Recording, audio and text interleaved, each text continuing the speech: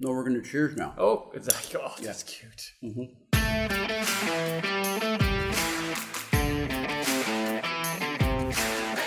Hey, Will.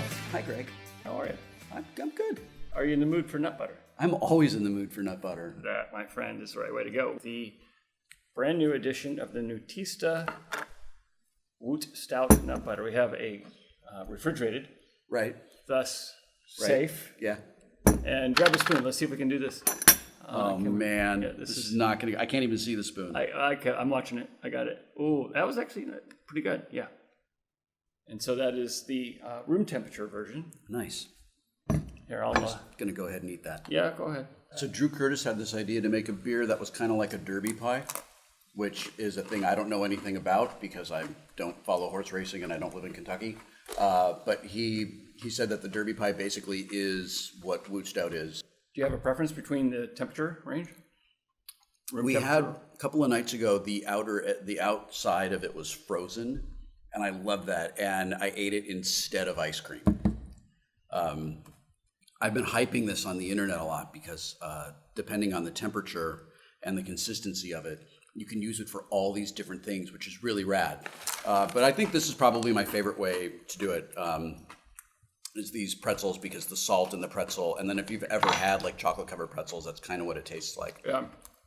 This flavor profile, it's really incredible because we used pecans, some peanuts, but it's mostly pecans, and then some dark roasted malts, some brewer's malts, and a little bit of wheat and rye in honor of the Wheat Stout recipe. Other than a little bit of the sweetness that naturally comes from the brewer's malt, we added no sugar at all. So this is, from my perspective, completely guilt-free. A fellow on Twitter said that he's diabetic and he can get this because it doesn't have the added sugar, and he was super excited about that. Yeah, we use a very simple process of, hey, does it taste good by itself? Would you eat it by itself? We use great coffee. We use the great malts. You know, all these things you look at them on the table. If we had the little ingredient jars to show you, it would be stuff we'd be happily eating. As one of the original creators of Wheat Stout, it thrills me that Wheat Stout is now branching out beyond the amazing beer we've made to other forms of food excitement.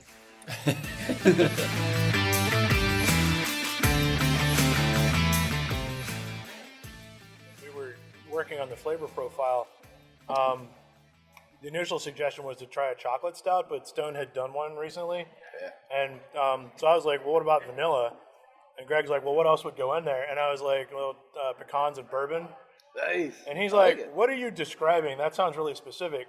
So in my neck of the woods, we have a thing called derby pie, which is essentially a pecan pie with bourbon in it. Oh, cool. And so, like that. and that's how pecans got in there, and they hadn't done anything with pecans either. That's probably why this beer worked. I have a friend who's a dessert chef, and I asked her about, like, what do pecans do, and she says they're the great sort of, like, they make everybody play nice. Exactly what you said. It comes together. It's not like you taste the pecans and then you taste chocolate and later you taste coffee or later you taste bourbon. It's like you taste it and it's like one big thing, just like the beer. Mm-hmm. And then you taste this nut butter and it's like one big, like, boom, pecans. You know, that's the unifier. The great unifier. Exactly. Here, let me try this. Yeah, go for it. Yeah. So this looks really good. So something interesting about this nut butter is that it actually, the consistency is a little bit looser and more of a drizzle at room temperature.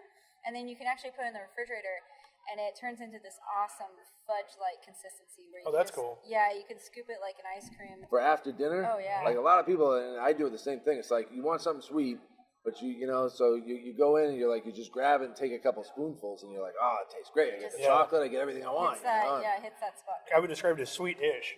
Yeah. You know, like you're not hammered with like the overwhelming like sugar, but at the same time it's there. Do you guys want to try some food pairings or? Yeah, sure. Yeah, we got some food. Let's do it.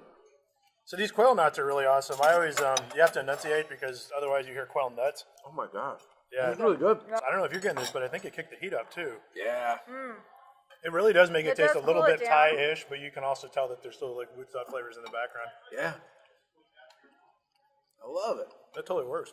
You get the bourbon, the chocolate, and the pecans together. It's incredible. Yeah. You know, if you eat them in a bowl like this, Yeah. it's going to taste good. Yeah, If it you still eat them works. in this, it's going to taste great. Then you put it on I'm liking it on spicy stuff. It's kind of how this whole thing has gone. Like, it's been serendipity the entire way. Yeah. Where, I mean, like, this flavor profile was just a freaking guess. The brewmaster putting together something based off of that worked, just a guess. This is like par for the course. Again, it's like with the pairings and stuff. I think that's it. It's like you can spitball this stuff all day long, and it's a strangely versatile flavor. It works. Yeah. Thank you. All right, thank you. Appreciate it. Cheers. Well done.